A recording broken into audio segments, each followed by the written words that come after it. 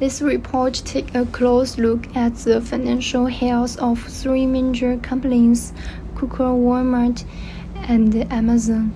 These are big names in the retail and e-commerce world, each with its own business approach, financial setup, and make stages.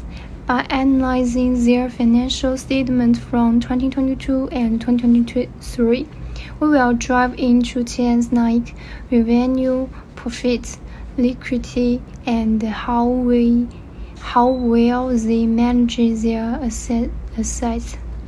We will also break down key financial ratios, things like liquidity, activity, leverage, and profitability to get a better sense of how each company is doing financial and how efficiently they operate. On top of that, we will use Porter's 5-force model to see how competitive things are for these companies. This will help us understand how they deal with pressures from competition, applies, and change customers' behaviors. Beyond comparing their financial performance, the report also highlighting how each company is handling economic trends like inflation, higher labor costs, and supply chain issues. By the end, the goal is to give a clear picture of each company's strengths and weaknesses, and to assess their future potential in the fast-changing retail landscape. Next, I will briefly introduce these three companies.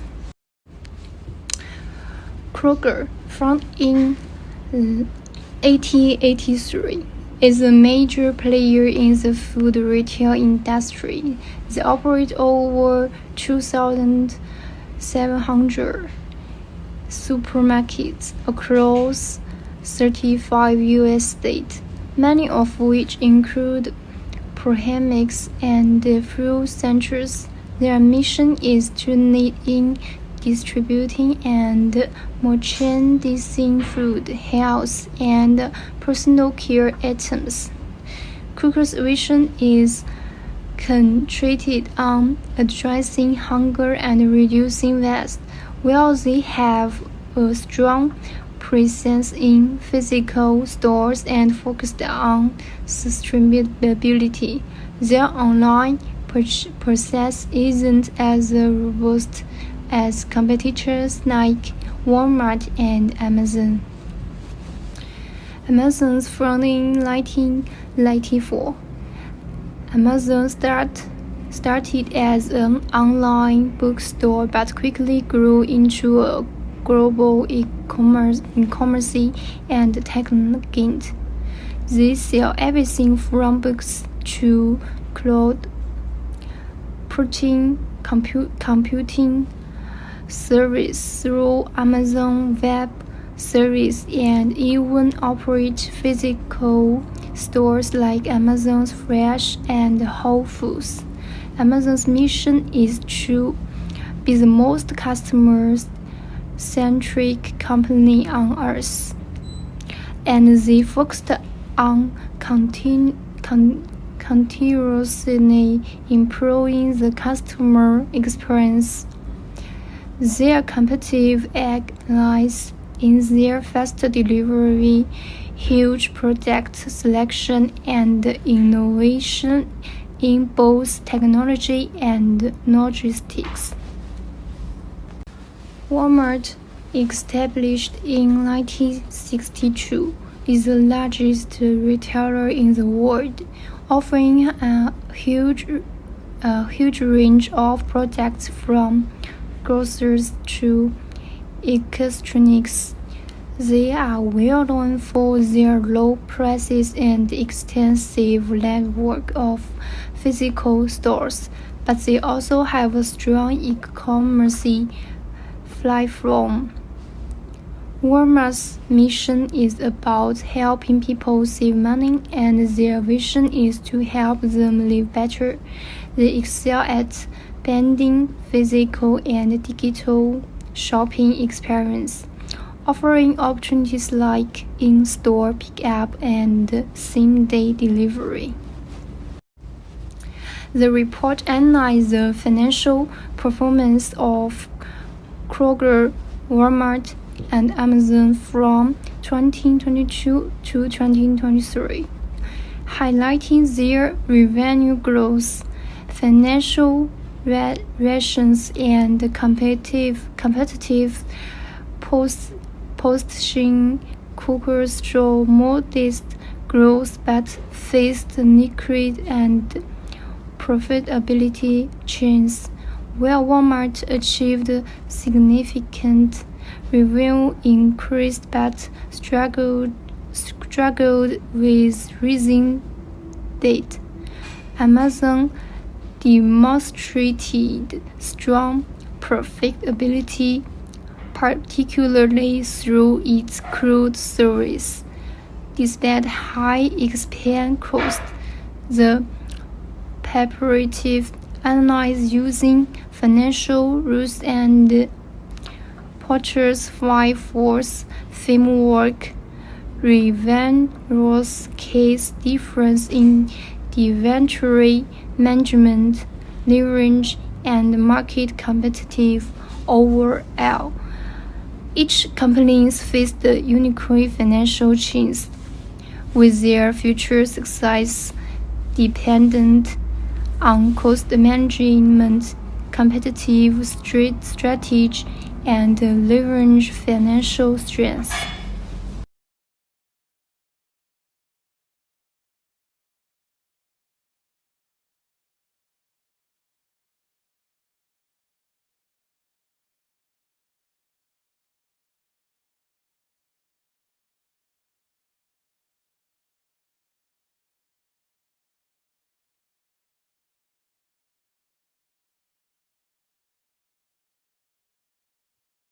Hi, Assalamualaikum and a very good day to everyone. I am Siti Nadira. Will be presenting my part in our assignment of key financial ratio, and my part is financial analysis. And as we all know, we are analyzing three giant companies, which is Kroger, Amazon, and also Walmart. And through the analysis, this company plays a significant role in their respective industry, which is Kroger dominating the grocery sector, while Walmart is a leading retail, and Amazon revolutionizing e-commerce and also cloud computing. Through our analysis over their performance over 2022 and 2023, it gives us insight into a broader industry trend such as impact of inflation and also digital transformation that happening across sector. So this is my table of content, which include financial overview, financial statement, balance sheet analysis, income statement analysis, and also cash flow analysis. And in this slide of financial overview of Kroger, Walmart, Amazon for 2022 and 2023, there are few financial insight and trends that we are going to analyze. And then in this presentation, I'll be taking a closer look at how this company performed over these 2 years by comparing these several key financial metrics, like I've mentioned before, revenue growth, profitability, balance sheet components, and also cash flow. And these metrics somehow provide us a lens through which can help us understand more on how this company navigated several challenges such as inflation, supply chain disruption, and also rising operational costs. By the end of this presentation, we can highlight several key trends from the financial statement of Kroger, Walmart, and Amazon. We also have a comprehensive picture of how these giant companies adapted to economic pressure.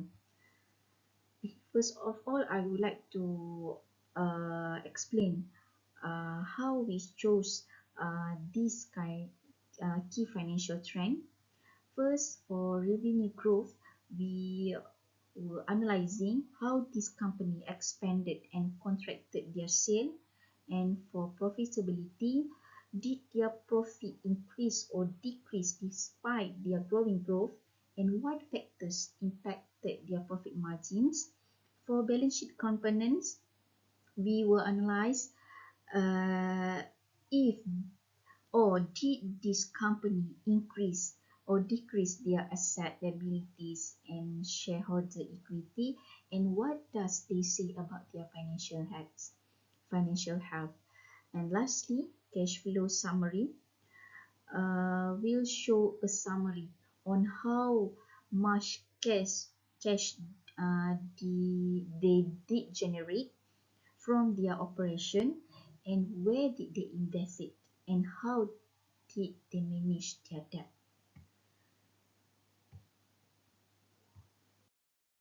So moving to the next slide, which is the financial statement.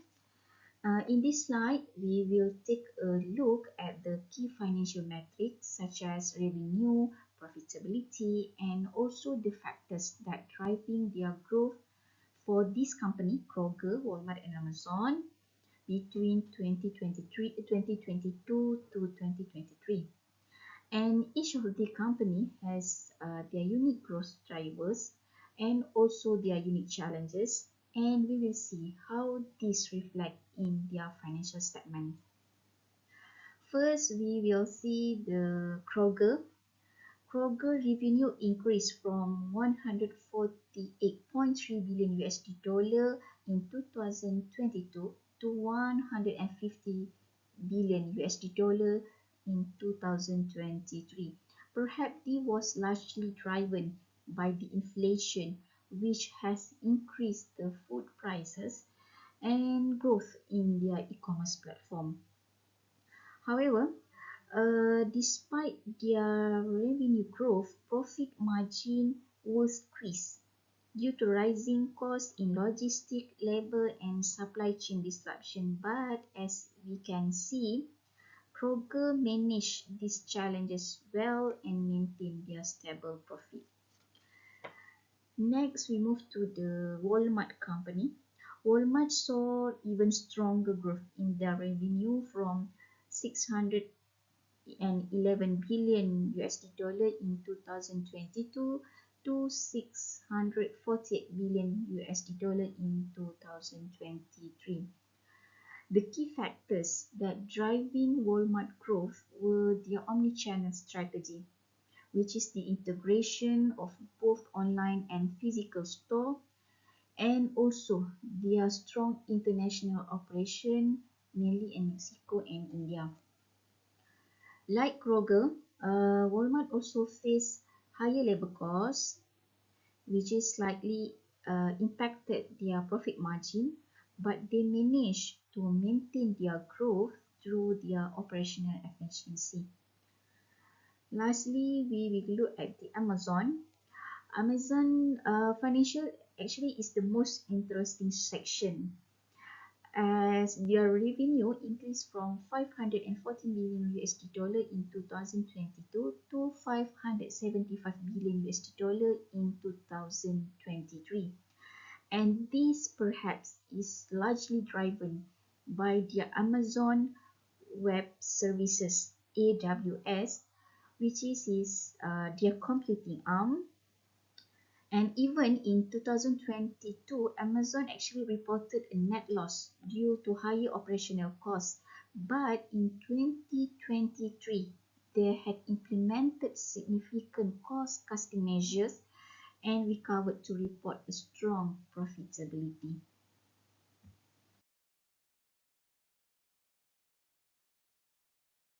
So this is a balance sheet analysis. The balance sheet summary for Kroger, Walmart, and also Amazon somehow provide us insight into their financial health through several key components, including asset, liability, and shareholder equity. In Kroger, from the graph, we can see a slight increase in total asset from 49.6 billion USD dollar to 50.5 billion USD dollar, and perhaps this is largely driven by their investment in the technology and also supply chain improvement. And interestingly, their liability showed a decrease uh, that show interestingly their liabilities decrease, showing that they manage their debt effectively. However, their shareholder equity also decreased from 11.6 billion to 10 billion, and this indicates the pressure of rising operational costs on profitability. And then we move to Walmart. As for Walmart, we can observe a significant asset growth rising from 243 billion to 252 billion, and perhaps this thanks to their investment in e-commerce and also international markets. However, their abilities increase, and this reflecting that they need financial support for their expansion. And for the Amazon showed a dramatic rise in total asset, jumping from 462.7 billion to 527 billion, and this largely due to their strategic investment in logistics and technology such as AWS, as I mentioned in the previous slide. So for the income statement analysis, we will focus on the profitability trend. In Kroger, despite higher revenue, Kroger net income and operating income both declined, reflecting the impact of inflation and also higher operational costs, including labor, logistics, like I've mentioned in previous slide.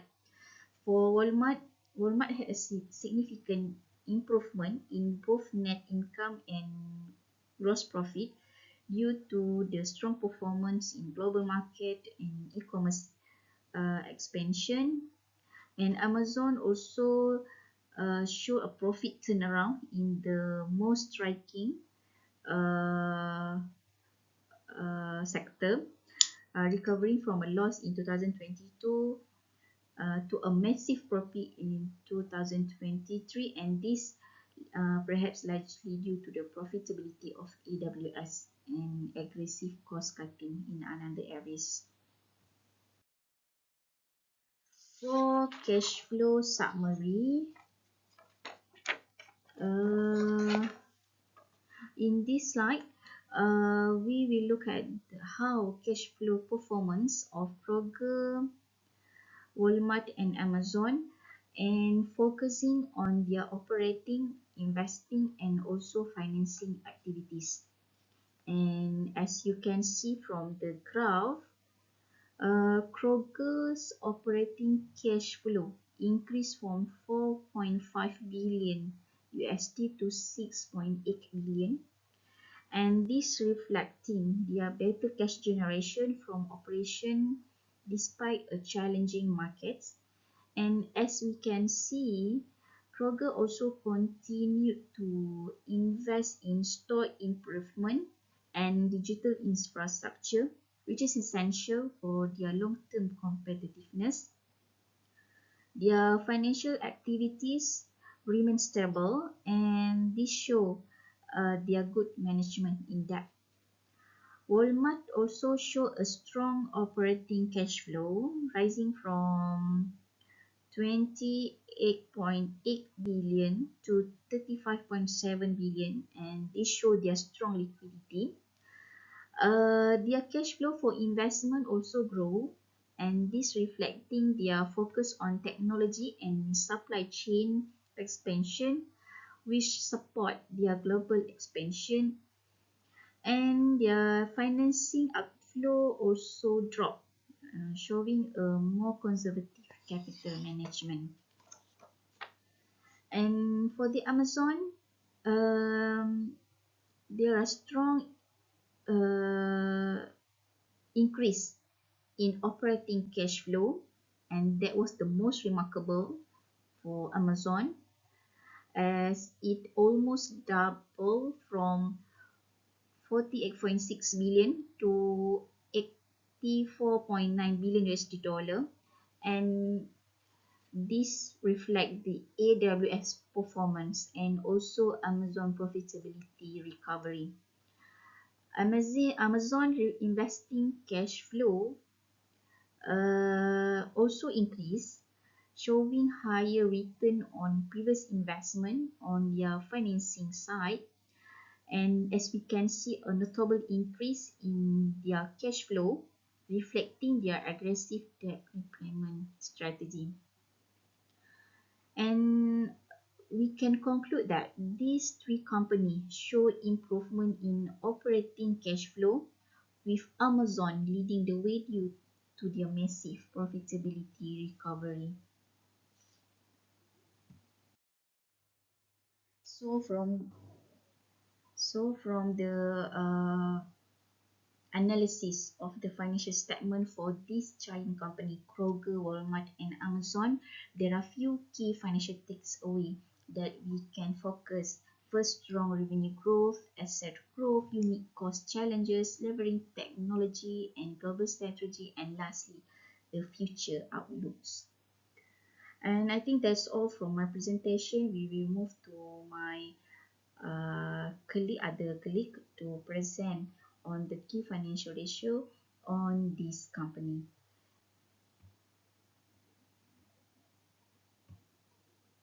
And that's all. Thank you.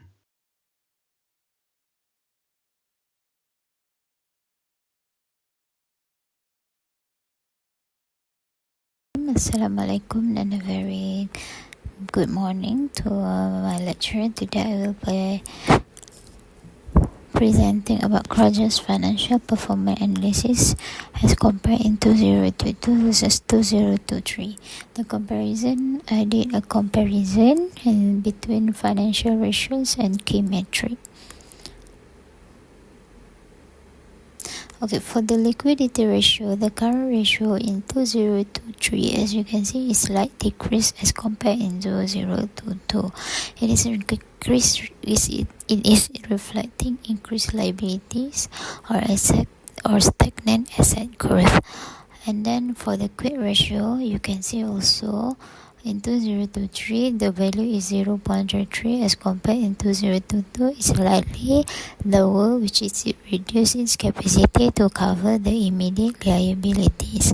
But for the net working capital, as you can see, 2023 the net working capital is negative 5.24 billion, while in 2022 is negative 5.43 billion. There's a slight improvement reflecting marginal increase liquidity. As we see on the activity ratios, as the inventory turnover in 2023 is increased, it shows that there is efficiency in inventory management. While for the total sales asset turnover, there's increase in 2023, and this is shows that there's increase in efficiency in utilization asset to generate the revenue. While for the fixed asset turnover, as you can see in 2023, it shows that there's slight increase, which is 4.9 compared to 2022 with 4.7. This shows that improved sales generation from fixed asset. So we'll continue with debt leverage ratio. Debt to equity ratio, there's a reduce in reliance on debt it reflects the better financial health. And for the debt to total asset ratio, there's a decrease in dependency on debt, while because in 2023 the value is 0.50 as compared in 2022 the value is 0.52. But for the long-term debt to equity ratio, as you can see, there's increase, which is 0.85 in 2023. It shows that it reduced long-term debt reliance. And then for profitability loss, for profitability ratios, for the gross profit margin, it improved in 2023 compared as 2022 with 22.35% and 22.10%. This showed an improving cost control. While for the operating profit margin, as you can see, there's increase in 2023, which is increase in efficiency in managing operational expenses. And then for the profitability loss, we can see net profit margin in 2023 is 1.85. It enhanced the bottom line profitability. Well, for the return on asset ROA, as we can see, there's increase with 5.5% in 2023. This is show that it's better asset utilization for closures. And then for the return on equity ROE, the stronger profitability and return on shareholder equity as in 2023 the value is 4.5% higher than 2022 with only 23.8%. So for the summary, Project improved its financial health in 2023 with gains in profitability, asset management and reduced debt reliance. For the key takeaways, improved liquidity and efficiency, enhanced investor appeal through profitability measure and solid risk management in debt reduction. Thank you.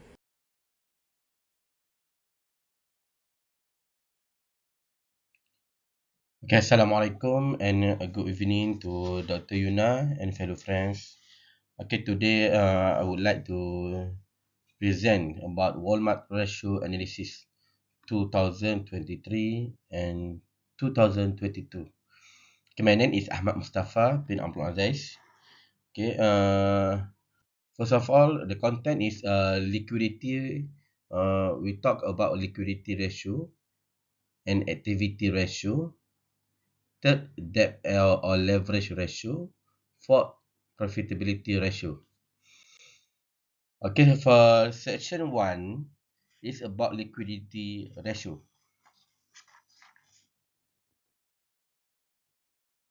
Okay, first, in 2022, Walmart had 19.3 cents in current asset for every dollar of current liabilities. And then in the year of 2023, Walmart had only 85 cents for every dollar, indicating declining liquidity. So the implication about the Walmart may face challenges in paying off its current liability without raising external capital or improving cash flow management. For the quick ratio, Walmart in 2022, Walmart quick ratio was 0.26, indicating only 26 cents in liquid asset for every dollar of current liabilities. In the year of 2023, this further dropped to 23 cents, suggesting heavy reliance on inventory sales to meet short-term obligation. For the concern is Walmart may need to focus on increasing liquidity by enhancing cash reserve or managing short-term debt more conservatively. Uh, okay, for the liquidity concern, the issue is Walmart liquidity has slightly worse wasn't posing challenges in covering current liabilities without raising additional capital or improving cash flow management. And the action is Walmart might need to explore cost cutting measures, increase cash reserve, or manage debt more conservatively to address this issue. Second, for the activity ratio,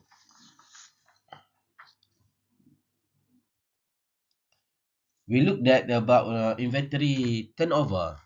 In 2022, Walmart turned over its inventory about 7.59 times. In 2023, improved to 11.46 times, indicating efficient inventory management and strong sales. For the impact, Walmart may strengthen its supply chain and increase profitability by reducing costs associated with holding inventory. Okay, for the fixed assets turnover, 2022, Walmart generate 5.09 in sales for every $1 invested in fixed assets. But in 2023, this decreased to 3.87, indicating less efficiency in using fixed assets to generate sales. For the action, Walmart might need to re-evaluate its use of fixed assets, possibly uh, through technology upgrades or asset reallocation. Okay, for the total asset turnover, in 2022, Walmart generate 2.34 in sales for every $1 of assets.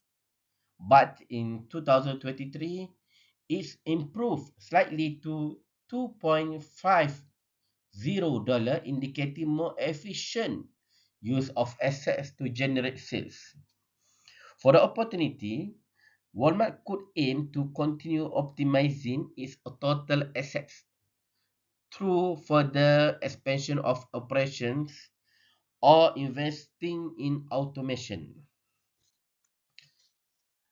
For the section 3, debt or leverage ratio. Okay, for the debt to total asset ratio, 2022, 24% of Walmart's assets were financed by debt. But in 2023, this is decreased to 16%, indicating reduced reliance on debt financing. Okay, for the impact, continued reduction in debt can strengthen Walmart's balance sheet, reducing interest expense and improving its credit rating. For the debt to equity ratio, 2022, Walmart had 0.64 in debt for every dollar of shareholders' equity.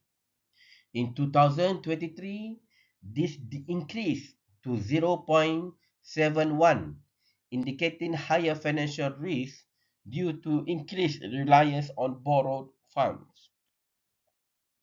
The risk Walmart could focus on cost control or more strategic debt management to address this. For long-term debt to equity ratio, in 2022, Walmart's long-term debt was 39% of its equity. But 2023, this increased to 49%, indicating more reliance on long-term debt. Consideration, Walmart may need to ensure stable revenue growth to cover the rising debt and focus on more strategic debt management. For the section 4 profitability ratio, for the gross profit margin, 2022 Walmart gross profit margin was 25.1%, but 2023 slightly lower at 24.3%, indicating increased cost of goods or a more competitive pricing environment. Walmart might need to improve cost control measures or adjust pricing strategies to maintain healthy profitability. For the operating profit margin, 2022 operating profit margin was 4.52%, but 2023 it's dropped to 3.9%, reflecting higher operating costs of pressure on pricing. Walmart may need to find ways to cut operational costs or increase revenue to prevent further declines in operating profitability. Next, the net profit margin. In 2022, Walmart's net profit margin was 2.4%, and 2023 slightly improved to 2.39%, showing stable profitability despite changes in operating costs. For the stability, Walmart's overall profitability remains consistent, suggesting a stable long-term performance. Return on asset (ROA). 2022 Walmart ROA was 5.58%, and 2023 is improved to 6.4%, indicating more efficient use of assets to generate profits. Further efficiency, continued improvement in ROA could come from better asset management or investment in more efficient technologies. Then return on equity (ROE). In 2022, Walmart ROE was 14.87%, but 2023 is increased to 18.5%, indicating more efficient capital management and better returns for shareholders. For the investor confidence, higher ROE may lead to more investor confidence and potential stock price appreciation. And the last is earning per share (EPS). In 2022, EPS was 4.87, and 2023 it increased to 5.70, reflecting improved profitability and solid earning growth. And the investor appeal, rising EPS signals stronger earning for shareholders, making Walmart an attraction prospect for investors seeking stable long-term returns. Okay, that's all, Doctor. Thank you for thank you.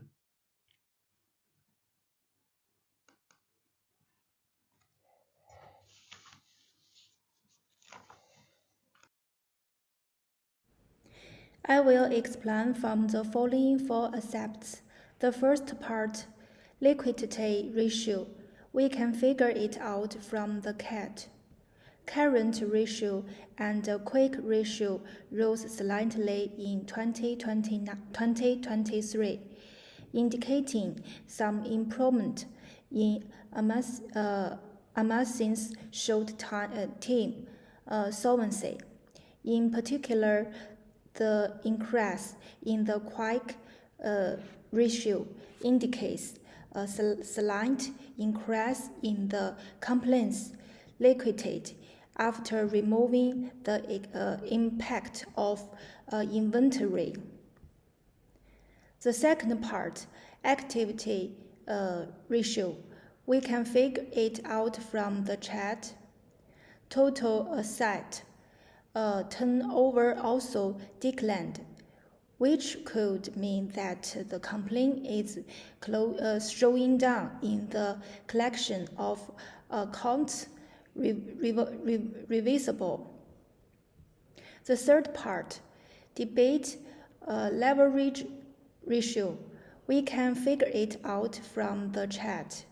The slight increase in the debit to asset ratio indicates that Amazon's financial leverage level has increased in 2023 with a slight increase in the ratio of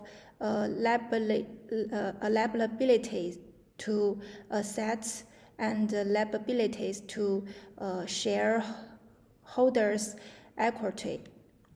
The fourth part, reversibility ratio, the gross profit margin increased slightly, indicating that Amazon has improved to some intact in controlling the cost of sales.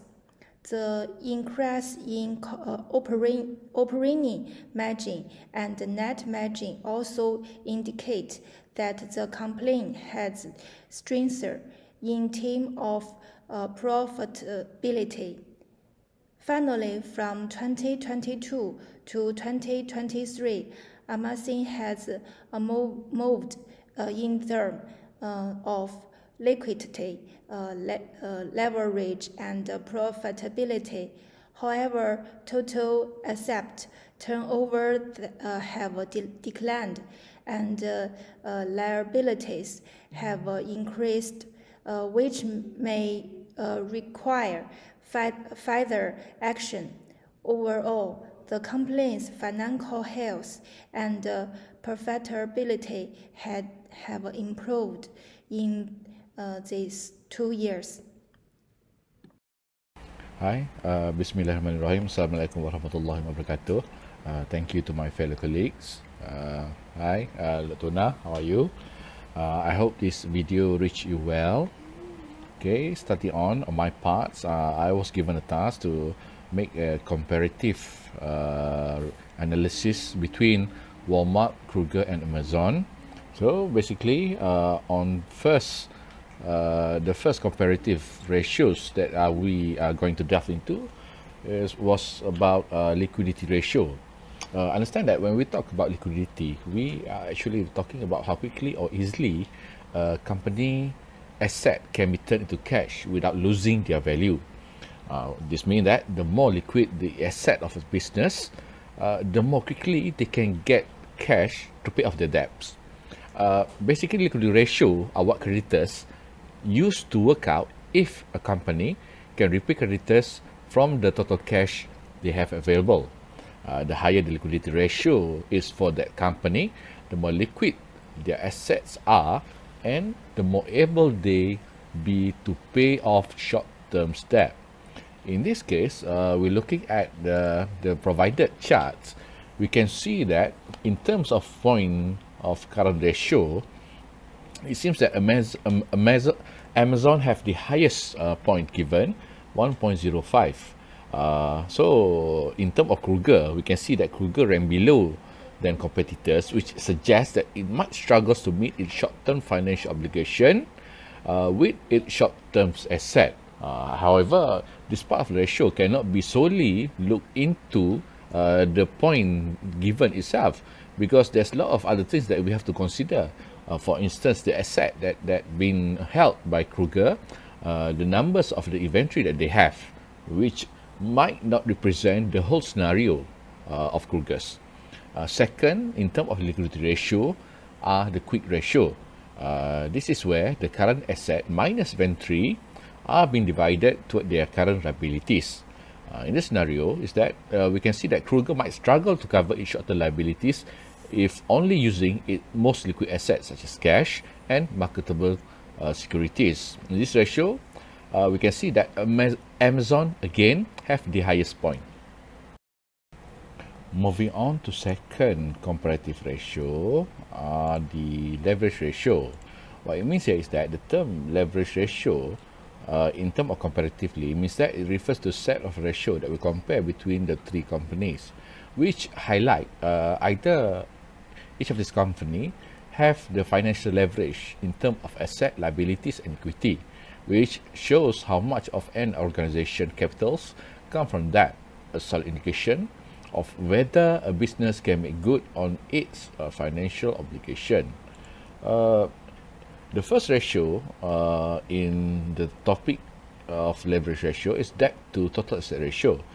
We can see here is that Kruger asset is financed by debt at 23 cents of a dollar, which shows a conservative approach to debt financing, but still above its peers, because in comparison to Amazon and Walmart, both of them stands below of the amount that we shows towards Kruger. The second is debt to equity ratio. You can see here that the point on Kruger is that 1.72 compared to Amazon and Walmart, which shows here that in terms of financing, Kruger relies more on debt financing compared to its peers. Which means most of the companies, the expansion, the purchase of an asset are based on finance, based on financing or loan given by banks. The third, in terms of leverage ratio, are long-term debt to equity ratio. Here we can see that Kruger used some long-term debt to finance its operation, but not an excessive amount compared to its equity capital. Basically, we can see here that the equity that Kruger have is around 11.19 billion. Shows that even though it is a bit higher than the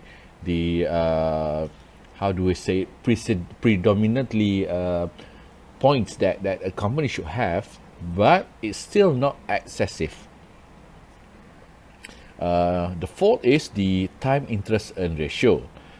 This ratio suggests a good debt service capability, which shows that Kruger can cover their interest expenses nearly 6 times over with their current earning, which means here that based on the interest possessed toward Kruger, they still are able to pay the given interest based on their earning. Moving on to third is activity ratio.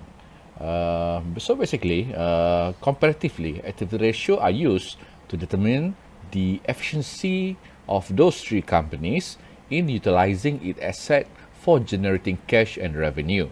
It's used to check the level of investment made on asset and the revenue that is generating. Looking forward to the ratio given, in terms of inventory turnover, it is sales of inventory finished good. It can be look at that Kruger turns over their entire inventory nearly 20 times a year. This suggests a very efficient at managing the inventory levels and keeping their fresh product on shelf. Second, fixed asset turnover. It is noticed that Kruger generate $3.69 for every dollar invested in fixed asset.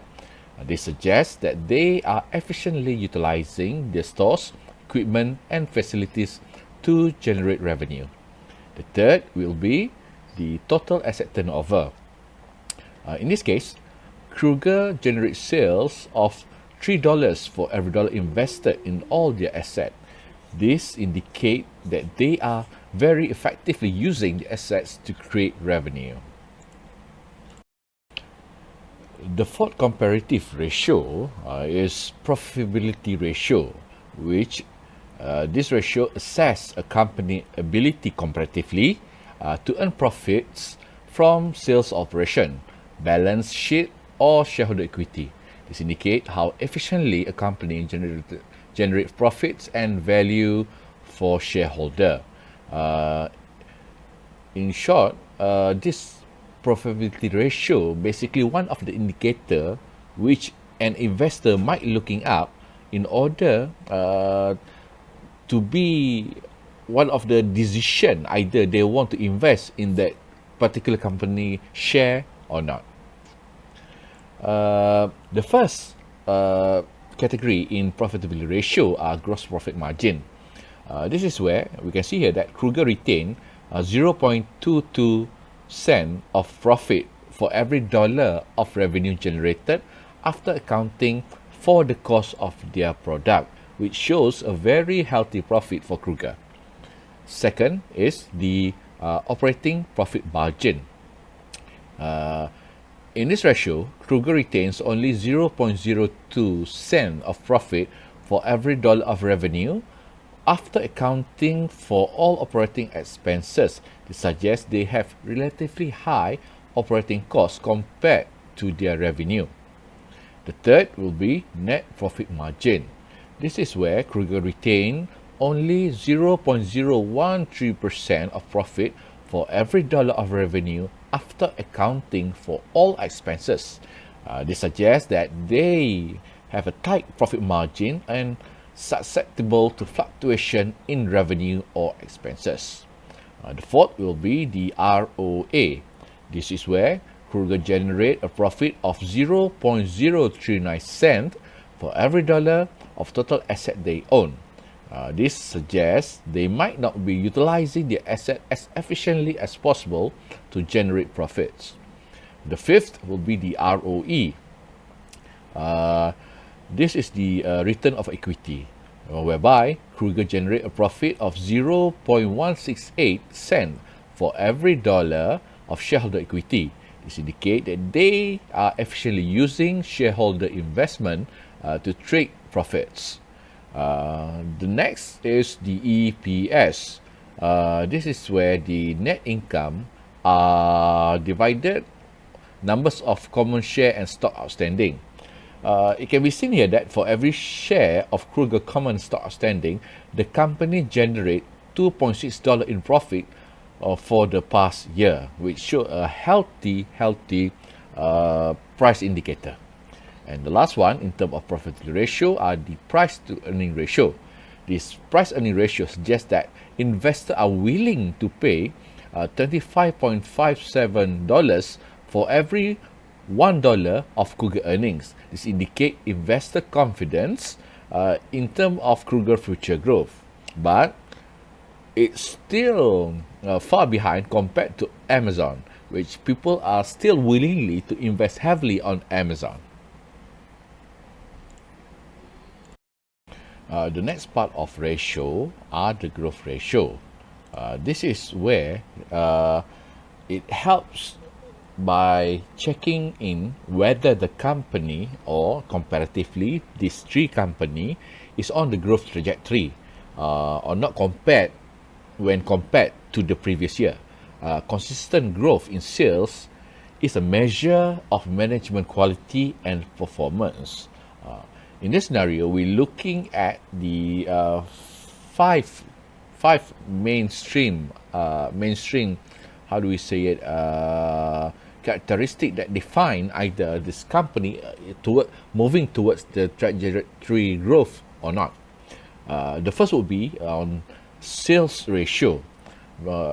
Based on the balance sheet provided on Yahoo Finance, it reveals that last year Kruger only managed to achieve 1.2% of growth revenue in comparison to the previous year, which suggests that the 1.2% are considerably slow in contrast to the 2 years previously.